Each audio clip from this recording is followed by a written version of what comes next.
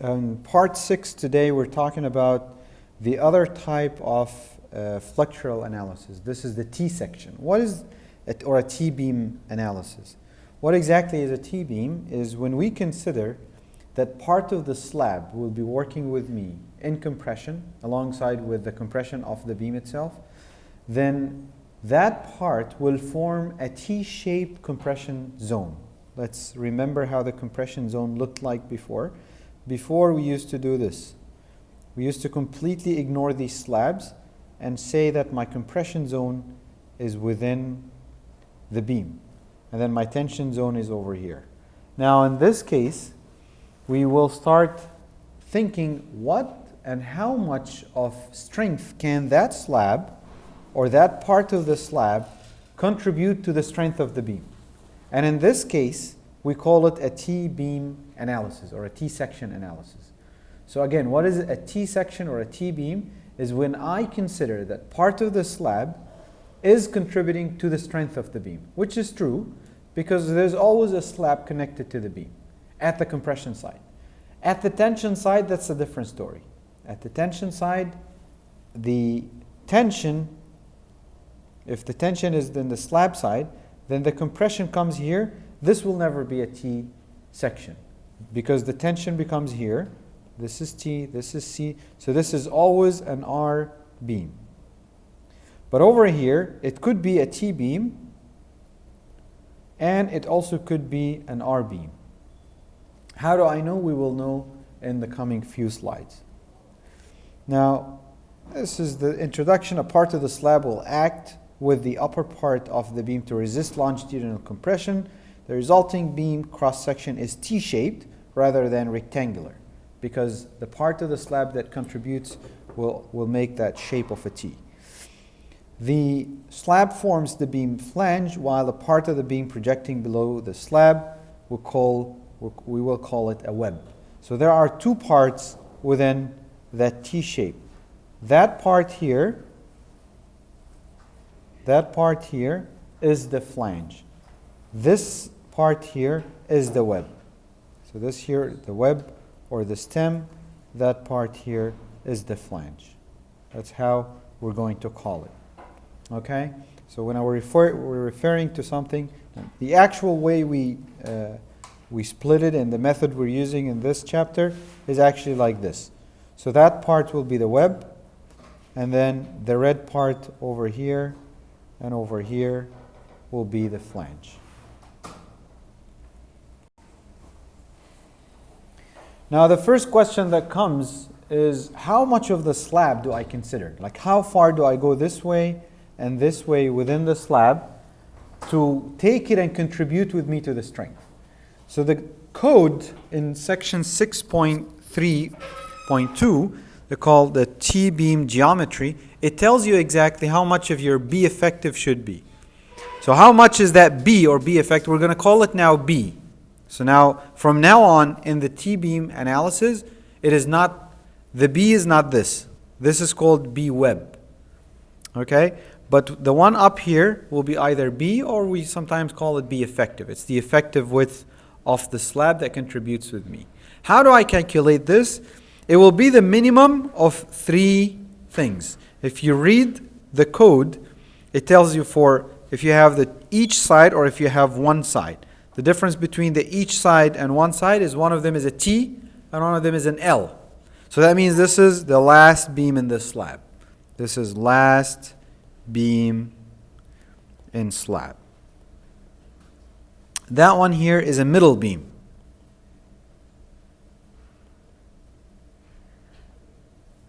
So if I'm in a middle beam, that means I'm forming a T shape. In a middle beam, I'm forming a T shape like this one here.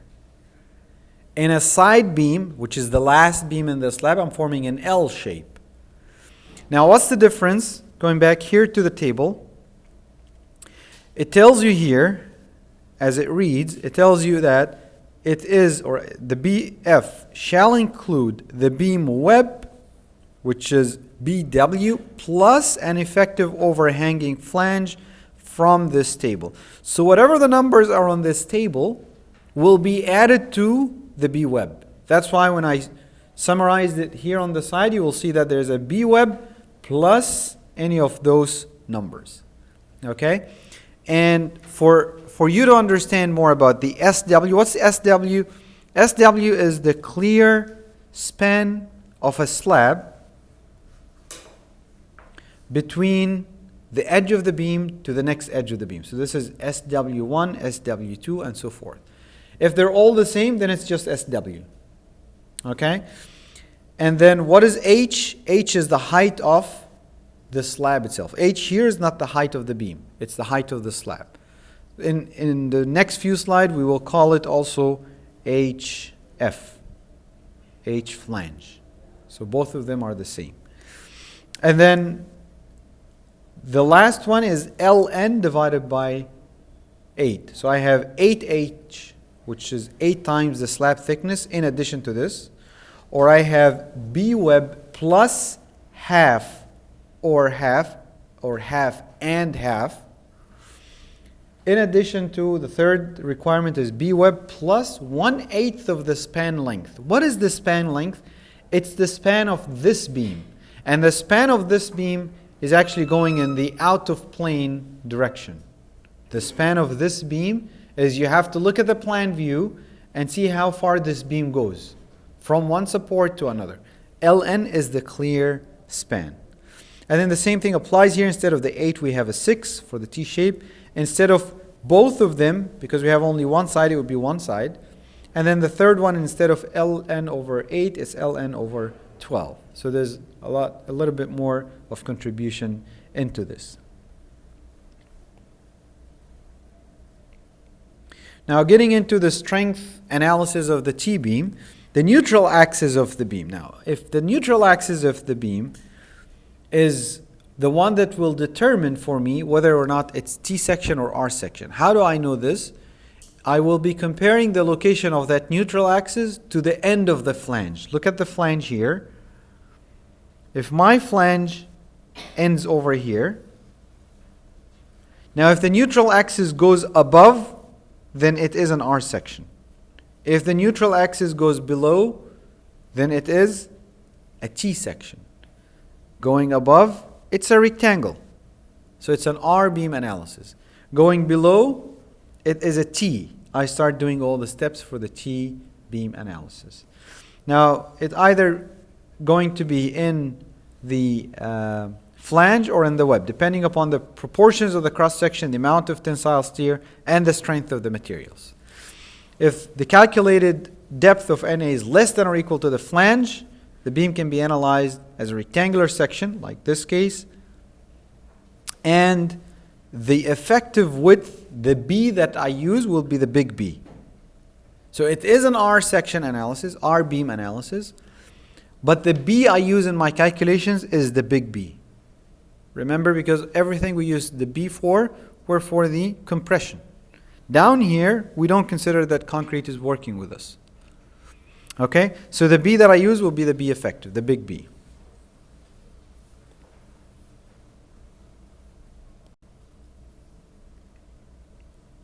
In figure A, if the additional concrete indicated by areas 1 and 2 had been added with the beam when the beam was cast, the physical cross-section would be the same with a width B.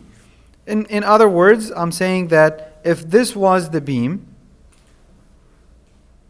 if this whole thing was my beam, and my neutral axis is here, then it will give the same results. I just have my tension steel concentrated down here. So it will not be of any difference. But over here, it's not true. That's why once I find my neutral axis and it's a T-section analysis, I have here gaps. I have air. There's no concrete. So it does not work. I have to obtain the correct A. We'll know this in the next few slides. So it says here that it would be the same with a B. That's for case A. And then the original T-beam and rectangular beam, by adding the areas 1 and 2 to the cross-section, are equal to the flexural strength and rectangular beam analysis of for flexural applies. So the same thing as if I have this or I don't have those. It does not matter because my block is within the flange. In figure B, now I know that my neutral axis goes down to the stem. Now I know that my neutral axis is down. So the shape is not rectangular anymore.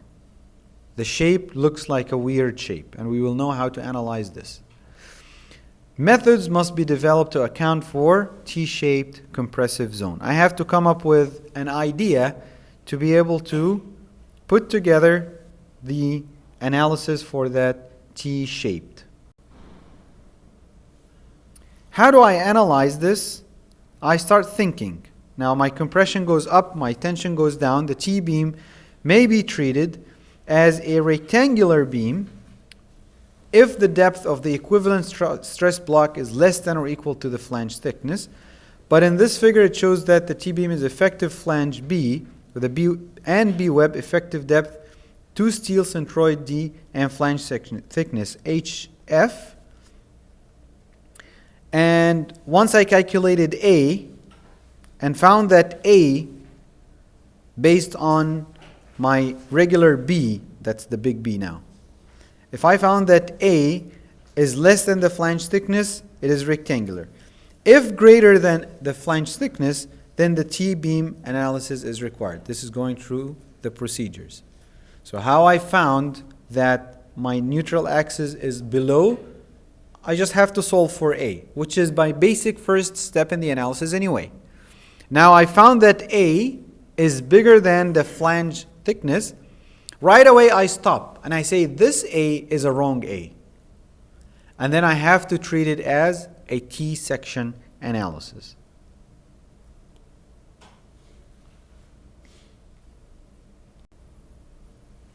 In this case, we split it into two parts. Let's think and focus on this a little bit. Now I have some area of steel down here, and that area of steel is the area of steel I used to calculate A. Now I will assume that I have two moments.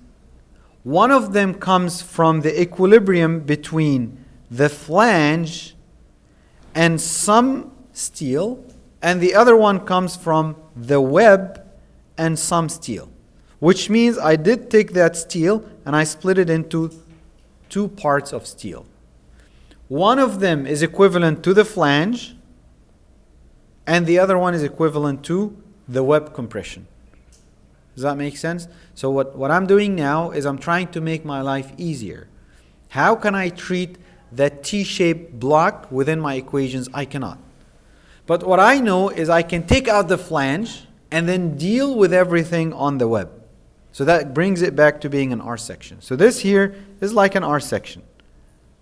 Okay? And then deal with the R section, and then at the end I calculate moments that came from this and moments that came from this, add them up together, I get my final moment. So it's very simple, straightforward steps. I just have to split and know when to do this. How do I split? So the first step I will say, I know my flange properties. Now I know that it's a T-section analysis. First thing, get the flange out. How do I get the flange out? Calculate this area and then the equivalent steel. What is this area? It is B minus B web times H flange. That area multiplied by 0.85 F prime C equals to area steel flange Fy flange. Now I assumed it yielded. Yes. It's an assumption that we have to prove true at the end. So again, my property is I have C flange, T flange, right? And I have C web, T web. Both of them together will constitute my final C and my final T.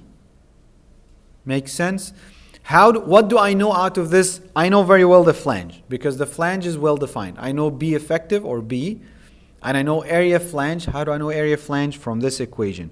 Area steel flange, F yield, equals 0.85 area flange, F prime C. Right? What's area flange? B minus B web times H flange.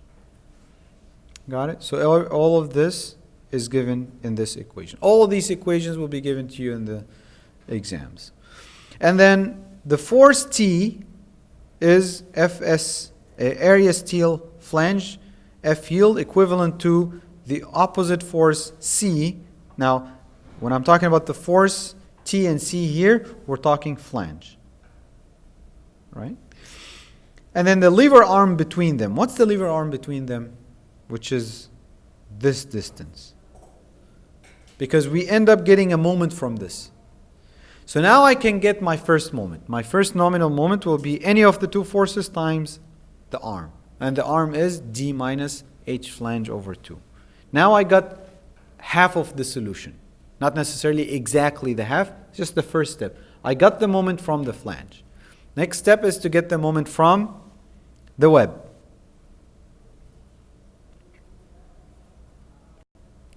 How do I obtain the moment from the web? Is I have to calculate my new A. Now this here shall be recalculated. What do you mean by this? I calculated an A at the beginning and that A was bigger than H flange. I found it's a T-section analysis. Forget that A. Forget the first A that I calculated because it's wrong. It is based on the fact that the whole section is rectangular. So now I have to calculate a new A. Instead of putting AS, I will put AS minus AS flange. And instead of putting B, I will put B web. Now this case I'm dealing with just the web part. And then the additional moment Mn2 will be equal to the area steel remaining for the web. This is the area steel web. Times F yield times the lever arm between them, which is the distance between A, the center of this and this. So this here is that distance. So now my final moment will be equal to the first moment in addition to the second moment. If I ensure that that A that I calculated at the end gives me a C over dt less than 0.375, then I can assure that my phi equals 0.9 and then multiply this Mn by 0.9 and go with my design moment strength. So back, remember what we had in part 4 talking about the phi factor. Whatever applied to the phi factor and the choice of phi factor in part 4 applies to this. Whatever applies to getting the epsilon t and c over dt, epsilon t and c over dt, applies to this part. So your phi factor is or varies between 0.65 and 0.9, exactly the same way it varied before, depending on whether it's tension controlled or compression controlled or within the transition zone. Now, getting into the calculation of rho minimum. Rho minimum comes from an equation that doesn't really require B and D. But then when I'm comparing rho minimum, I have to compare it to the web part of my calculation. So when I'm getting the rho, I get the rho based on W web. Why? Because A is the final A that was calculated based on web requirements. So everything we're working on for the rho check should go with BW. The practical result of applying this methodology results in a stress block of T-beam almost always within the flange. And the reason why it's almost always within the flange is if you choose a good amount of steel for your moment, you're already given so much compression from your flange, that the flange is so strong and a lot of concrete that will make it very hard to come into the web unless you put so much steel. So what is always the case, or what is always going to happen, is to have your compression block within your flange, except for unusual geometries or combination of material strength and reinforcement ratio. Consequently, a rectangular beam equation may apply in most cases.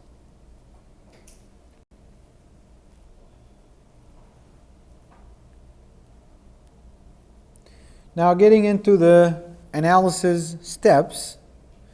Number one is establish the flange thickness. And to establish the flange thickness, you just need to look at it by the eyes of a person looking to the slab. Now this slab requires to be spanning between those beams, and then you get that spans transversely between the T-beams and find your thickness. We'll go over the discussion of the slab thickness and the choice of slab thickness when we get to the chapters of the slabs. Number 2 is to determine the effective width. Now, be effective. How much is the slab contributing, to that beam? Okay. Number 3 is the choice of your beam itself. Now, B web and D. And we discussed this a lot, either through the negative bending moment requirements at the support or the shear requirements, which will be discussed later. Number 4 is, with all concrete dimensions thus established, calculate a trial value of AS. Now, we are assuming here that AS is not known. Now, if AS is known, then we jump to 5 right away and check A against HF. Now, if A is not known, if AS, the area steel, is not known, then a good starting point is to have your H flange equals to A. So now it's an R section. Now, if it goes bigger, it means that it is a T section. If it goes smaller, you know that it is an R section analysis. So it's a very good trial for AS to assume that A equals HF if AS is not known. Now, if AS is known, that's a different story. Now, this step is being saved. If it should exceed the value, revise AS using the T-beam equation. Note that if A is more than HF, then T-beam analysis is required. If it's less than or equal, then R-beam analysis is required. Then check your tensile strain, or C over D, to ensure that your phi equals 0.9. This will almost always be the case. And then ensure that your rho is bigger than rho minimum, and check that your rho web is bigger than your rho web minimum for T section analysis. Let's go over an example. In this example, the B effective is given as 700. The isolated beam shown here is composed of a flange of 700 millimeter width, 150 millimeter deep. That's the HF. This is the B. This one here is my D. And it's cast monolithically with a web of 250. That is my B web. That extends 600 millimeters below the bottom. So this here is 600.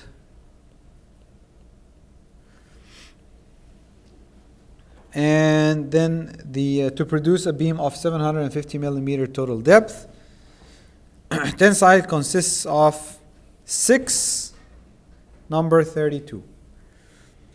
Bars placed in 2 horizontal rows separated by 25 millimeter clear spacing. The centroid of the bar group is 650, so D is given right away. From the top of the beam, the concrete has a strength of 21 megapascal and yield strength of the steel is 420. What is the design moment strength? That is the phi Mn. So it is easily confirmed that the flange dimensions are satisfactory. According to the ACI code for an isolated beam, the entire flange can be considered effective for 6 number 32. Now the first check is the location of the neutral axis. I want to know where my neutral axis is. So the first step is to calculate A based on the big B, which is the 700. So I calculate A, it ended up 165.5. What's my HF? 150. So now this is bigger than HF. That means it is a T-beam analysis. So that means whatever I got here is not correct. This number is not true. So it exceeds the flange thickness. T-beam analysis is required. I start calculating right away the flange moment. So I get AS flange equals this with a B minus B web. and that gives me 2869 millimeters squared.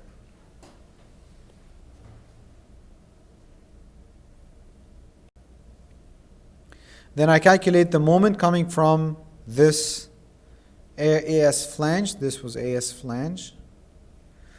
And that equals to 692. Now I calculate my area steel web, which is equal to area steel minus area steel flange. And that gives me 2045.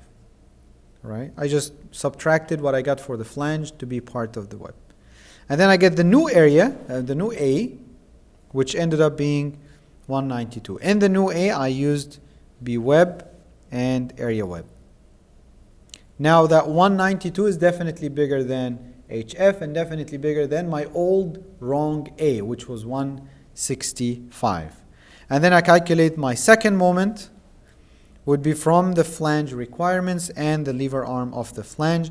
That gives me MN2, that's 475.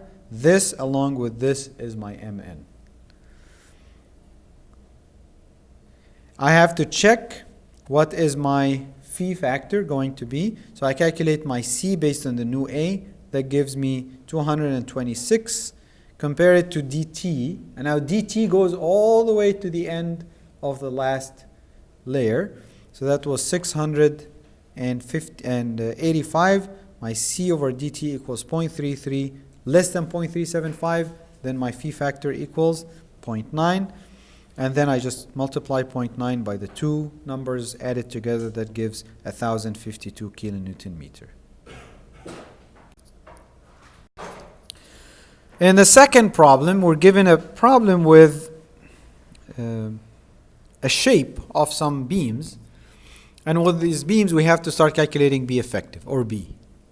Now, it tells you that these are beams of 275 millimeter width. The depth is 500. The H flange is 75. And the center to center between the beams are 1.2 meters. Okay?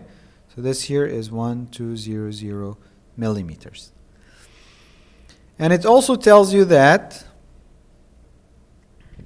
it is a continuous beam with 7.5 meters span.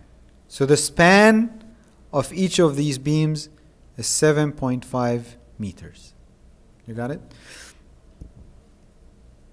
Now calculate, or it's required at midspan to resist a moment of 550 kilonewton meters. So this is MU.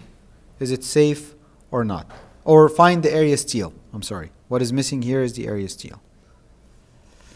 Okay, area steel is missing. So what we're going to do here is the first thing is to calculate our B or B effective. How much is this going to be? You see this here?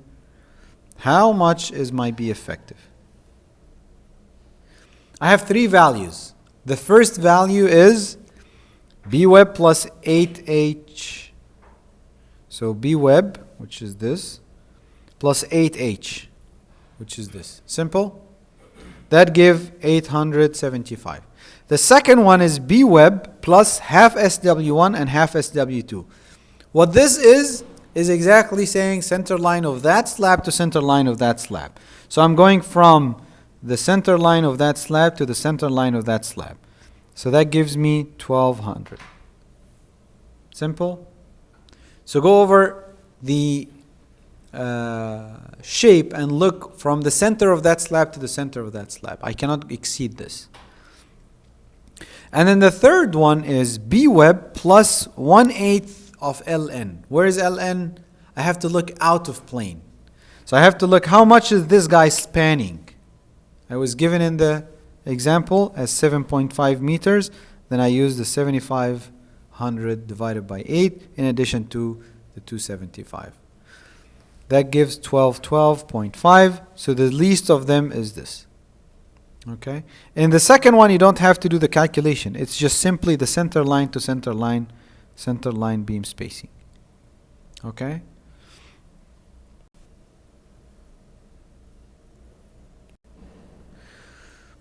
Now I don't really have now area steel, right? So what do I start with? I will assume that my stress block is in the flange, is exactly in the flange. So the first step here is to assume that A equals H flange, right? If I assume that A equals H flange, it's as if I'm saying it's exactly like this.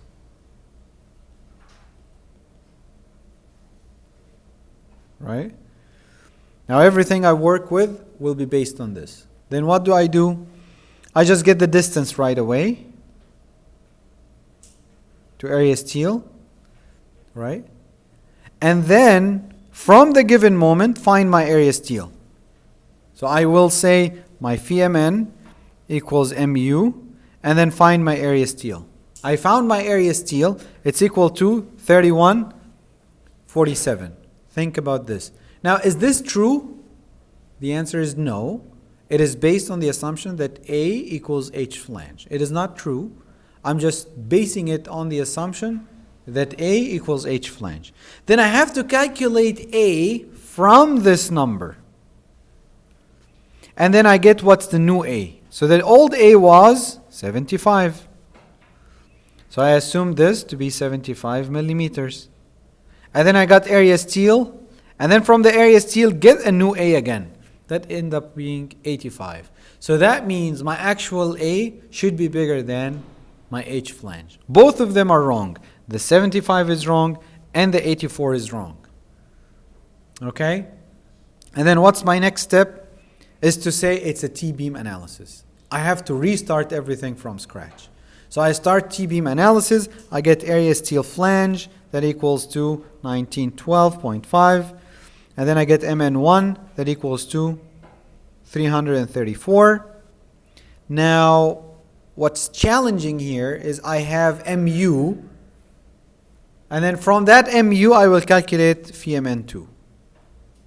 I got phi Mn2 equals 215. So I need a web part that satisfies the 215.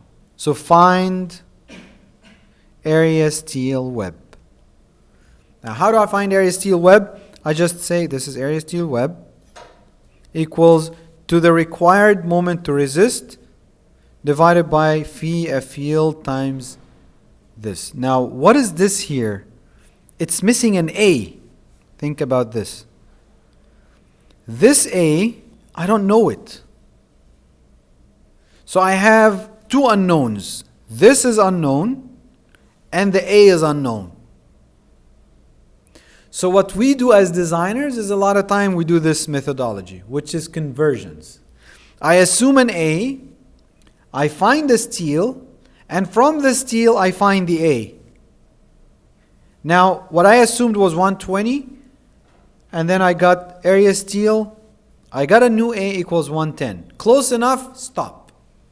Far, assume another A in the direction that had the change. Either if it reduces, I get a smaller A. If it increases, I get a bigger A. And then keep going until what I assume gives almost the same answer that I get back. This is very commonly used in converging to the right answer.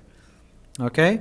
And then I see that 120 is almost equal to 110.9. So only 9 millimeters difference. I can assume it correct and say my area steel equals area flange plus area web that equals 3207.